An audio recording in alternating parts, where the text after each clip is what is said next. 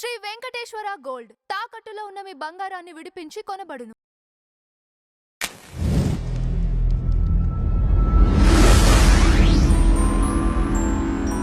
సాయిబాబా అందుకునే పూజల్లో కూడా వేదమంత్ర ఉచ్చారణ ఉండదు. మీరు ఇందాక చెప్పినట్లు అవతారాల్లో యోగి రాజా ఇట్లాంటివన్నీ వింటూ ఉంటాం. ఆయనకు ఇచ్చే హారతిలో అవధానికి అవధూత ఇవన్నీ కూడా వింటూ ఉంటాం. కానీ వేద మంత్రాల ఉచ్చారణ సాయిబాబాకి ఉండదు. సో ఇది కూడా విరుద్ధం అని చెప్తా ఎక్కడా లేదు దీని గురించి. అంటే బాబా గురువులందరికీ మనం ఈ రకంగా చేయొచ్చు. ఇప్పుడు ఇన్నాళ్ళు ఆయన గురువుగా చూశారు కదా. ఇప్పుడు ఈ రోజు వచ్చిన గుళ్ళు కాదు కదా ఇవన్నీ. ఎప్పటి నుంచో ఇప్పుడు ప్రతి వీధికి ఒక్కొక్క మందిరం అనేటువంటిది ఏర్పడింది. ఈ గుళ్ళన్నీ మరి ఏ రకంగా వచ్చినాయి, ఎందుకని వచ్చినాయి, ఎవరి వాళ్ళు వచ్చినాయి? మనం పూజిస్తున్నాం కాబట్టే కదా వచ్చినాయి. గుళ్ళు ఎప్పటి నుంచో ఉన్నాయి కాబట్టి ఎప్పటి నుంచో అందరూ పూజలు చేసుకుంటూ వస్తానే ఉన్నారు. అక్కడ ఆయన గురుస్వరూపంగా మనం పూజిస్తున్నాం కదా. ఆయన ముందు గురుస్వరూపంగా ఎందుకు పూజిస్తున్నారు? ఆయన చెప్పినటువంటి తత్వాలని ఇప్పుడు మనం మాట్లాడుకుందాం. కొంచెం మాట్లాడుకుంటే ఒక్క నిమిషం. ఇది ఇప్పుడు ఇక్కడ వచ్చింది కదా పూజ గురించి. అన్న ఇంతకు ముందు ముగ్గురు గురించి చెప్పారు. మాణిక్ ప్రభు గురించి, అక్కలకోట మహారాజ్ గురించి, నేను గజానన్ మహారాజ్ గురించి కూడా చెప్పారు. ఓన్లీ సాయిబాబాకి సమాధికి పూజలు చేస్తున్నామా అంటే లేదు. అక్కలకోట మహారాజ్కి అదే ఉంటది. అక్కలకోటకి వెళ్తే మనం అదే చూడొచ్చు. మాణిక్ ప్రభు సంస్థానంలో మనకు అదే ఉంటది. గజానన్ మహారాజ్ దాంట్లో మనకు అదే ఉంటది. ఇప్పుడు వీరబ్రహ్మేంద్ర స్వామి ఉన్నారు, ఏముంటది? దానికే కదా పూజ చేస్తాం. రాఘవేంద్ర స్వామి దాంట్లో అదే చేస్తాం. సో ఈ పూజ అనేది ఎప్పటి నుంచో ఉంది. కానీ ఇక్కడ సాయిబాబాని ముస్లిం యాంగిల్ లో చూడడం స్టార్ట్ చేయడం వల్ల మనం ఎందుకు చేయాలి అన్న థాట్ ఒకటి వచ్చింది అన్నట్టు. 11 years 2014 నుంచి వచ్చిన ఈ థాట్ 2014 కన్నా ముందు ఎందుకు లేదు? 100 years, అప్పటికి 96 years సాయిబాబా దేహం వదిలేసి. అప్పటి వరకు ఎందుకు లేదు? ఎందుకు ఎవరు క్వశ్చన్ చేయలేదు? క్వశ్చన్ చేసిన ఆయన ఏమన్నా పరిష్కారం చెప్పారా? లేదు.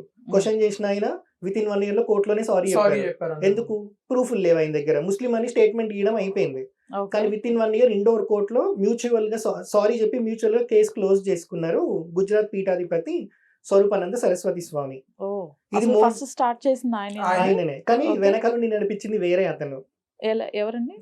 గోవిందానంద సరస్వతి అని ఇక్కడనే ఉండే సౌత్ నుంచి. దాని తర్వాత అక్కడికి పోయిండు. ఆయన మైండ్ ఖరాబ్ చేశారు. లేకపోతే ఇప్పుడైనా వెంటనే పీఠాధిపతి అయ్యాక ఫస్ట్ సాయిబాబా టాపిక్ తీసారు అనుకుందాం. అప్పుడు ఏం ఫరక్ పడదు. అంటే మనం ఆయననే క్వశ్చన్ చేయొచ్చు. కానీ ఇక్కడ ఆయన ఎప్పుడైతే సాయిబాబా మీద స్టేట్మెంట్ ఇచ్చారో అప్పటికే ఆయనకి దాదాపు 80 నుంచి 88 ఏళ్ళు ఉన్నాయి. అంతకు ముందు షిరిడి వెళ్ళి అక్కడ ఎందుకు ఖండించలేదు? వెళ్ళి అక్కడ ఉన్న వాళ్ళతో మీరు చేసే పద్ధతులు ఏంటి, మీరు ఇలా ఎందుకు చేస్తున్నారు, ఇలా చేయకూడదు.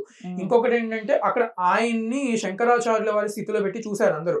అటువంటి వారు చేసినటువంటి పని ఏంటంటే హనుమంతుడు షిరిడి సాయిబాబాని కొడుతున్నట్టుగా ఒక ఫోటో చేపించి రిలీజ్ చేశారు ఆయన. ఇప్పుడు ఆయన మనం ఏ రకంగా శంకరాచార్యుల వారిగా చూడాలి? ఇంకొకటి ఆది శంకరాచార్య పీఠంలో ఉన్నారు కాబట్టి ఆయన ఆది శంకరాచార్య స్వరూపమే. ఎందుకంటే అది ఆది శంకరాచార్యనే చెప్పారు, ఈ పీఠంలో ఎవరు ఉంటే వాళ్ళు నా స్వరూపమే అని. అప్పుడు ఏం చేయాలి? ఆది శంకరాచార్య ఉన్నది 32 సంవత్సరాలే. 3 సార్లు భారతదేశం మొత్తం పాదయాత్ర చేశారు. 72 అవైదిక మతాలని డిబేట్ చేసి వేదం ఏం చెప్పింది, మీరేం ఫాలో అవుతున్నారు అనేది మొత్తం మనకి ఎక్స్ప్లెయిన్ చేసి సాల్వ్ చేశారు అన్నట్టు. మళ్ళీ ఒక దాటికి తెచ్చారు. ఇప్పుడు ఇక్కడ సాయిబాబాది అవైదికము అని అంటే అది అప్పటికి ఆయన స్టేట్మెంట్ ఇచ్చినప్పటికీ 96 years అవుతుంది. అంటే ఆయన కన్నా గురువులు ఉన్నారు కదా. ఈయనకి 80 నుంచి 88 ఏండ్లు ఉంటాయి. అప్పటికి 1984లోనే ఎప్పుడు ఆయన పీఠాధిపతి అయ్యారు. మరి అప్పటి నుంచి 84 నుంచి 2014 వరకు ఆయన కనబడలేదా? 30-40 సంవత్సరాల్లో ఎప్పుడు సాయిబాబా గుర్తు రాలేదా? ఇక్కడ నుంచి ఒకడు వెళ్ళి ఆయన మైండ్ ఖరాబ్ చేశారు కాబట్టి ఆయన ఒక స్టేట్మెంట్ ఇచ్చారు. స్టేట్మెంట్ ఇచ్చినాక శంకరాచార్య అన్నప్పుడు ఒక స్టాండ్ మీద ఉండాలి. ఆయన స్టాండ్ మీద ఉన్నారా? కోర్టులోకి వెళ్ళి సారీ చెప్పారు. ఇప్పుడు ఎవరి పరువు పోయింది? సరే 96 years నుంచి వస్తుంది కాబట్టి సడన్ గా నేను ఒక స్టేట్మెంట్ ఇస్తే ప్రాబ్లం అయితే, ఎందుకంటే 2014లో మోడీ గెలిచిన 20-30 daysకే ఈ స్టేట్మెంట్ వచ్చింది. ఎందుకు వస్తుంది? ఇది కూడా థింక్ చేయాలి కదా. మోడీ గెలవక ముందు ఎందుకు రాలే? కాంగ్రెస్ గవర్నమెంట్ ఉన్నప్పుడు. మోడీ వచ్చాక 20-30 daysకే ఎందుకు వచ్చింది? ఇప్పుడు పూజా విధానం తప్పు, ముస్లిం అయినా అది ఇదని అప్పటి వరకు వచ్చింది. 88 ఏళ్లలో ఆయనకి ఇప్పుడు గుర్తు రాలేదా సాయిబాబా ముస్లిం అని చెప్పి? సాయిబాబా అప్పటికి షిరిడి పాపులరే కదా 2014 వరకు కూడా. సో ఇది ఎట్లా చేయాలి అని అంటే నిజంగా అది అవైదికమే అయితే వీళ్ళు ఆదిశంకరాచార్యని పూజించడమే మానేయాలి. ఎందుకనంటే వచ్చారు, కార్యం అయిపోయింది, దేహం వదిలేశారు. అలానే చూడాలి కదా. మరి ఆదిశంకరాచార్యని చూడాలి, వాళ్ళ గురువులని చూడాలి. కానీ వాళ్ళ గురువుల విగ్రహాలు కూడా వాళ్ళ పీఠంలో ఉంటాయి. సో గురువుని పూజించుకునే ధర్మం మనకు ఉంది. అందుకే కదా గురు బ్రహ్మ, గురు విష్ణు, గురుదేవో మహేశ్వర అంటాం. ఇంట్లో అమ్మ మొదటి గురువు కాబట్టి అమ్మకి నమస్కరించమని చెప్తారు. సన్యాసి అయినా సరే సాష్టాంగం పెట్టాల్సిన అమ్మకు మాత్రమే, నాన్నకు కూడా కాదు. ఇట్లాంటివన్నీ ఉన్నాయి. మరి గురువుని పూజించకుండా నీ బతికేంటి? డైరెక్ట్ నీకు దేవుడిని ఎవడు కనెక్ట్ చేస్తాడు కదా. సో ఇక్కడ ఆయన డిబేట్ పెట్టుకునేది ఉండే షిరిడీతో, మీరు అవైదికం, మేము వైదికం, ఇద్దరం ఒక మాట్లాడుకుందాం. ఇప్పుడు శంకరాచార్య చెప్పినందుకు ముస్లిం అనగానే ఆయన అందరూ ముస్లిం అనేశారు. అదే షిరిడీకి వచ్చి ఆది శంకరాచార్య పాదయాత్ర చేసి ఎట్లయితే డిబేట్ చేయడానికి వెళ్ళారు 72 అవైదిక మతాలతో, వెళ్ళగానే వాళ్ళు ఏమి ఇన్వైట్ చేసి రండి డిబేట్కి అనలేదు. ఒకటి ఫాలో అవుతున్నాడు అని అంటే 32 ఏళ్లలో వాడు ఏం ఫాలో అవుతున్నాడు, మనం దాన్ని ఎలా ఖండించాలి, వేదమే ప్రమాణం అని మనకి ఎలా నిరూపించాలి, ఇవన్నీ ఆది శంకరాచార్య మైండ్ లో ఉండాలి. అప్పుడే కదా వాడు ఏం ఫాలో అవుతున్నాడో తెలిసి అది ఎందుకు అవేదికమో చెప్పాలి. ఇక్కడ ఈయన షిరిడీకి వచ్చో లేకపోతే షిరిడీ సంస్థానంలో పీఠానికి పిలిచో ఒక ఇది చేస్తే అయిపోయేది. ఎందుకంటే షిరిడీ సంస్థానంలో సాయిబాబాకి పూజించేది బ్రాహ్మణులే, వేరే కులం వాళ్ళు ఏం కాదు కదా. మరి బ్రాహ్మణులకి ఏదైతే వైదికం ఉందో అది వీళ్ళకి తెలియదు షిరిడీలో వాళ్ళకి.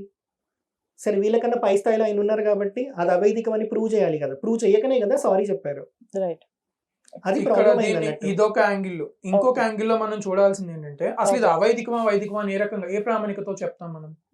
అక్కడ ఆయన గురుస్వరూపంగా వచ్చారు. గురుస్వరూపంగా వచ్చినప్పుడు వారు చేసినటువంటి బోధలని, వారు చేసినటువంటి పనులని బట్టి మనం ఆయన వైదికమా అవైదికమా అనేది చెప్పాలి. ఇదే కదా. ఎందుకనంటే మన సనాతన సాంప్రదాయం అనేటువంటిది గురువు నుంచి ప్రశ్న, ఆ ప్రశ్న నుంచి వచ్చేటువంటి సమాధానం, దీనిపైనే బేస్ అయ్యి వచ్చింది. మీరు ఎన్ని పురాణాలు తీసుకున్నా అన్నిట్లోనూ ఇలానే ఉంటది. సో ఇక్కడ బాబా వారు చేసినటువంటిది ఏంటి అని ఒకసారి ప్రశ్నించుకుందాం. ప్రశ్నించుకొని అక్కడి నుంచి ఏమొచ్చిందో చూసి దాన్ని బట్టి అది వైదికం అవైదికం అని చెప్దాం. ఫస్ట్ ఆయన ఒకసారి బాబా వారు 16 ఏళ్ల వయసులో షిరిడీలో ఒక వేప చెట్టు కింద ప్రకటమయ్యారని చెప్తారు. ప్రకటమైన తర్వాత వారు కొన్నాళ్ళు ఉన్నారు. అక్కడి నుంచి 3 సంవత్సరాలు వెళ్ళిపోయి మళ్ళీ తర్వాత వచ్చారని చెప్తారు. 1858లో వచ్చారని చెప్తారనమాట.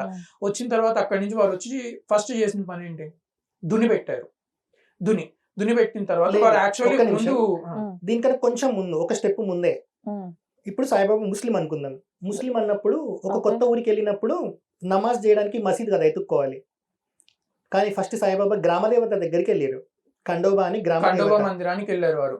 ఖండోబా మందిరానికి వెళ్ళి అక్కడి నుంచి ఒక వేప చెట్టు దగ్గరకు వచ్చేసి వేప చెట్టు కింద కూర్చొని ఎన్నో సంవత్సరాలు తపస్సు కొన్నాళ్ళు తపస్సు చేసుకుంటా ఉంటారనమాట. వారు తపస్సు చేస్తున్నప్పుడు ఆ టైంలో చూసిన వారు కూడా ఉన్నారు అక్కడ.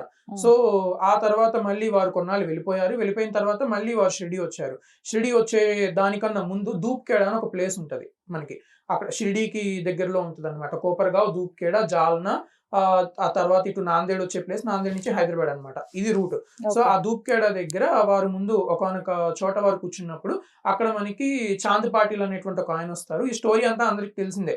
చాంద్ పాటిల్ వచ్చిన తర్వాత బాబా వారు సటకా తీసుకొని భూమి పైన కొట్టడం, అక్కడ దాని నుంచి నీళ్లు రావడము, ఆ నీళ్లతో ఆయన చిలుము మళ్ళీ నిప్పును కూడా తెప్పించడం, దాంతో చిలుము పీల్చడం, ఆ చిలుము చాంద్ పాటిల్కి ఇవ్వడం, గుర్రం జాడ తెలపడం, ఈ విషయాలన్నీ చాంద్ పాటిల్ దగ్గర మనం చూస్తాం అనమాట. ఆ చాంద్ పాటిల్ ఒక వివాహానికి అని చెప్పి షిరిడీ తీసుకొని వస్తారు. ఆ షిరిడీ వచ్చినప్పుడు అక్కడ బాబా వారిని ఎవరైతే వారు వేప చెట్టు కింద కూర్చున్నప్పుడు చూశారో వారు వచ్చి వీరిని రికగ్నైజ్ చేయడం జరుగుతుంది. వాళ్ళలో మహల్సాపతి కూడా ఉన్నారు. ఆ మహల్సాపతి వస్తా ఆవో సాయి అని పిలిచారు. సరే వచ్చారు. వచ్చిన తర్వాత మళ్ళీ ఆయన కొన్నాళ్ళు చుట్టుపక్కల ఉన్నటువంటి అడవిలో తిరిగేవారు. మనకు బాబా వారి చరిత్రలో అందరూ ఏమనుకుంటారంటే రావడమే మసీదులో వచ్చి కూర్చున్నాడు అని అనుకుంటారు.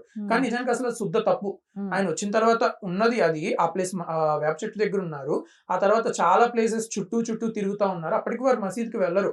ఆయన ఊరందరికి దూరంగానే ఉంటారు. ఏ కొలనులో అయితే జంతువులు వచ్చి నీళ్లు తాగేవో అవే నీళ్లు సాయిబాబా తాగేవాళ్ళు. అవి పిచ్చోడని దగ్గరికి వెళ్ళకపోయే వాళ్ళు అన్నట్టు. అలా ఇలా ఎందుకు ఉంటారు అనే దానికి వేరే రీజన్ ఉంది. నవనాథ పరంపరను తీసుకొచ్చి చెప్తే మీకు అర్థం అవుతుంది. అసలు దాని గురించి అది డీప్ డిస్కషన్ అవుతుంది అనమాట. చెప్తాను దాని గురించి కూడా. అలా బాబా వారందరికీ దూరంగా ఉండేవారు. కానీ ఆయనలో ఉన్నటువంటి వర్చస్సుని, యోగ శక్తిని వీళ్ళందరూ చూసి ఈయన ఎవరో గొప్ప యోగ వచ్చారు ఇక్కడికి, ఎవరో ఒక అవతార పురుషుడు వచ్చారు అన్న స్థితిలోనే కొంతమంది తెలుసుకున్నారు. తెలుసుకొని ఆయన చూస్తే ఎలా ఉండేవాళ్ళు అంటే ఇప్పుడు వాన పడుతున్నా సరే వానలో ఉండేవాళ్ళు, ఎండ ఉంటే ఎండలో ఉండేవాళ్ళు, చలి ఉంటే చలిలో ఉండేవారు. అరే ఆయన మానవ దేహంతో ఎంత భగవంతుడైనా కూడా మానవ దేహంతో ఉన్నప్పుడు మనం ఇంద్రియాలతో ఉన్న వాళ్ళం కాబట్టి మనకి ఎలా అయితే వాన పడితే జలుబు చేస్తుంది ఇలా అనుకుంటాం, వాళ్ళు కూడా అనుకుంటారు కదా. ఆయన వచ్చేంటంటే ఆయన జుబ్బా పట్టుకొని కూడా ఆయన జబ్బల్ని పట్టుకొని మహల్సాపతి వీళ్ళు లాక్కొని ఇలా లేపుకొని వస్తారు. శ్యామ, మహల్సాపతి వీళ్ళు ఆయన్ని పట్టుకొని లాక్కొని తీసుకెళ్లి మసీదులో కూర్చోబెట్టారు. సచరిత్రనే ఒక్కటి చూడొద్దు సాయిబాబా చరిత్రలో. ఎందుకంటే ఇప్పుడు నేను ఇందాక కూడా చెప్పిన రమణ మహర్షి చరిత్రలో సాయిబాబా గురించి ఉంది, వేరే వాళ్ళ చరిత్రలో సాయిబాబా గురించి ఉంది. ఆ కనెక్షన్స్ కూడా అవి కూడా అందుకే సచరిత్ర ఒక్కటే ప్రమాణం కాదు. సాయిబాబా అంటే ఇంకా చాలా చరిత్ర ఉంది చుట్టుపక్కల.